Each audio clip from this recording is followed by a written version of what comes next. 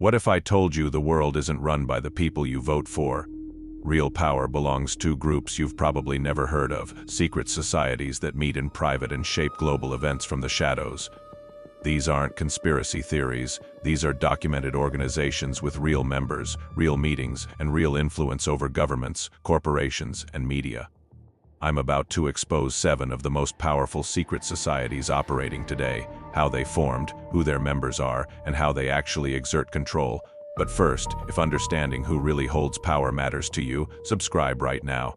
This channel exposes the hidden truths they don't want you to discover. Let's reveal the secret societies that shape our world.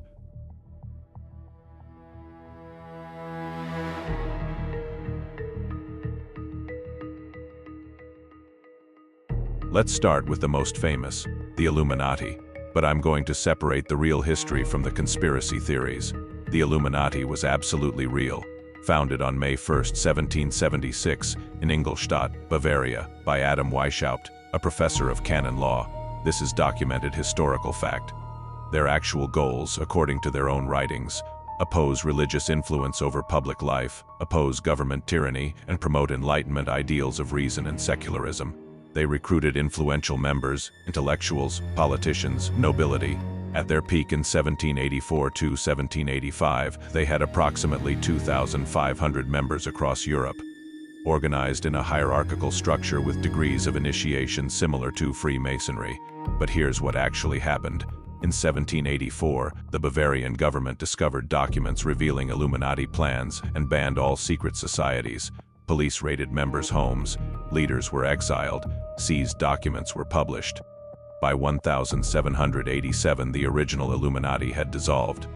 So the modern conspiracy theories about the Illuminati controlling everything, those are fiction.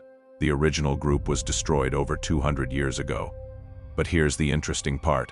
Former Illuminati members didn't disappear.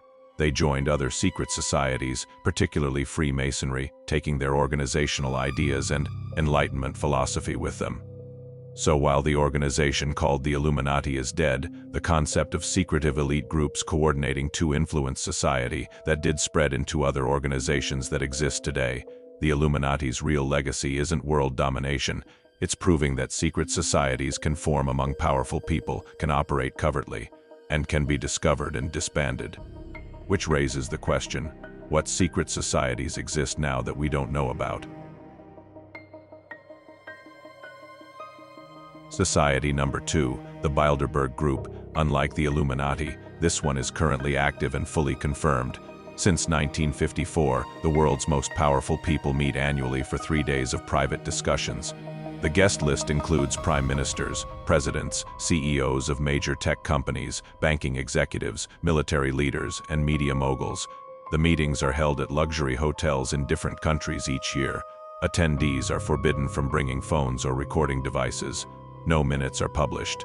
Participants are not supposed to reveal what's discussed. Confirmed attendees from recent meetings include Jared Kushner, Secretary of State officials, executives from Google, Amazon, and Microsoft, journalists from major newspapers, banking CEOs from Goldman Sachs and J.P. Morgan Chase. The official explanation from the Bilderberg Group's website. They are informal discussions about major issues facing the world. They claim it's a forum for frank debate without media scrutiny. But critics point out something disturbing. Policies discussed at Bilderberg meetings often become reality shortly after. The creation of the euro currency was discussed at Bilderberg years before implementation. EU expansion, certain military interventions. Journalist Daniel Estulin, who's covered Bilderberg for decades, documented that in 1955 they discussed European integration. Years later, the EU formed. In the 1990s, they discussed the Internet's societal role, then tech monopolies emerged. Is this proof they control policy? Not necessarily, but it is proof that unelected elites privately discuss and coordinate on major decisions before the public knows anything is being considered. The disturbing part isn't that powerful people meet, it's that they meet in total secrecy while making decisions affecting billions, with no transparency or democratic input. Think about it, these aren't elected representatives accountable to voters. They're business leaders and appointed officials shaping global policy behind closed doors. Society 3. Skull and Bones.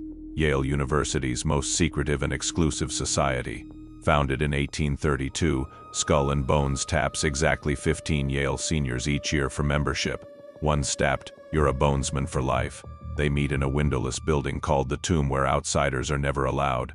What we know about their rituals comes from leaks and former members. Initiation involves lying in a coffin, confessing sexual history, and swearing absolute loyalty. They collect items they call artifacts, allegedly including Geronimo's skull, though that's disputed. But here's why this matters. Look at the membership list. 3. U.S. presidents were bonesmen: William Howard Taft, George Hugh Bush, and George W. Bush. 5 Supreme Court justices, founders and directors of the CIA, founders of Time magazine and many major publications, executives at major investment banks. In the 2004 presidential election, both candidates John Kerry and George W. Bush were members of Skull and Bones. When asked about it in an interview, both refused to discuss it. Bush laughed and said, "It's so secret we can't talk about it." Let that sink in.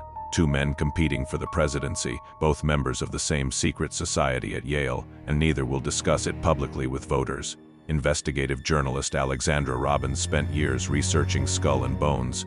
Her book, Secrets of the Tomb, documents how members create networks that last their entire lives, helping each other into positions of power in government, business, and media.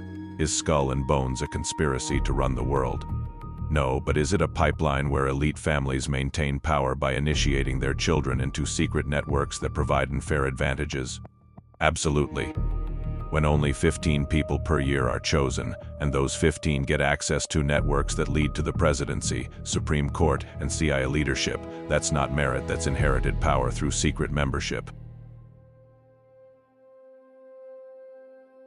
Society 4. Freemasonry. The oldest and largest secret society still operating, with over 6 million members worldwide.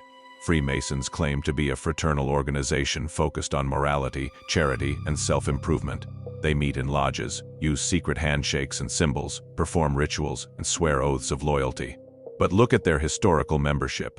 George Washington, Benjamin Franklin, Winston Churchill, Theodore Roosevelt, Harry Truman, founding fathers who designed American government, astronauts, judges, business tycoons. Critics point out their symbols appearing on the dollar bill: the all-seeing eye, the pyramid, the phrase Novus Ordo Seclorum, New Order of the Ages. Freemason symbols in Washington, D.C.'s architecture, in corporate logos. Freemasons say these are philosophical symbols representing enlightenment and knowledge. But conspiracy theorists ask, why are secret society symbols on national currency and government buildings? Here's what makes Freemasonry genuinely secretive: the degree system. Most members never progress beyond the 3rd degree. But higher degrees, like the 33rd degree of Scottish Rite, involve rituals and knowledge that lower members never access. This creates a 2-tier system where the majority of Freemasons genuinely believe it's about charity and brotherhood, while an inner circle at the highest degrees knows something different. Former 33rd degree Freemasons who've left and spoken publicly, like Jim Shaw, have claimed the deeper levels involve occult practices, sun worship, and allegiance to a great architect that isn't the Christian God. Current Freemasons deny these claims. So someone's not telling the truth. Either the whistleblowers are lying, or Freemasonry deliberately deceives its lower-ranking members about the true nature of higher degrees. What we know for certain: Freemasonry is a hierarchical organization with secrets that only the highest members know. That's their own description. Society 5. Council on Foreign Relations. Most Americans have never heard of it, but it's arguably the most influential policy organization in the U.S. Founded in 1921, the CFR has about 5,000 members, including every CIA director since 1977, most secretaries of state, Federal Reserve chairs, Supreme Court justices, and executives from CNN, NBC, CBS, New York Times, Washington Post, and major corporations. The CFR publishes Foreign Affairs magazine, where policy ideas are tested before becoming government positions. Critics call it a shadow government, unelected officials shaping policy that Congress then enacts. Documented fact: U.S. foreign policy often mirrors CFR recommendations published months earlier. The Iraq War, trade agreements, regime changes frequently discussed in CFR publications before implementation. Society 6, Bohemian Grove. Every July, about 2,000 of the world's most powerful men gather at a 2,700-acre private campground in Northern California. Presidents Reagan, Nixon, Eisenhower, both Bushes have attended. CEOs, military generals, all men, no women allowed. They perform a ritual called cremation of care, where they burn an effigy at the foot of a 40-foot stone owl. Members wear robes. It's theatrical and cultish. This isn't theory. Filmmaker Alex Jones infiltrated in 2000 with a hidden camera and recorded the ceremony. When confronted, members claim it's just theatrical, fun and stress relief. But why do world leaders need secret rituals in the woods? Why the secrecy if it's harmless? These are legitimate questions without satisfying answers. Society 7, the Trilateral Commission. Founded in 1973 by David Rockefeller and Zbigniew Brzezinski to foster cooperation between North America, Europe, and Japan. Members include former presidents, prime ministers, corporate executives, and media leaders. Like the CFR, they shape policy through private discussion and published recommendations. Now, the big question: do these secret societies actually run the world? Here's the nuanced answer. There's no single organization controlling everything like a movie villain. But there are networks of power where elites coordinate their interests. These societies, Bilderberg, CFR, Skull and Bones, Freemasons, Trilateral Commission, function as exclusive networking clubs. They provide access, connections, and coordination that regular people never get. When the same individuals sit on corporate boards, government advisory councils, media companies, banking institutions, and secret societies, they don't need a master conspiracy. Shared class interests naturally create coordinated action.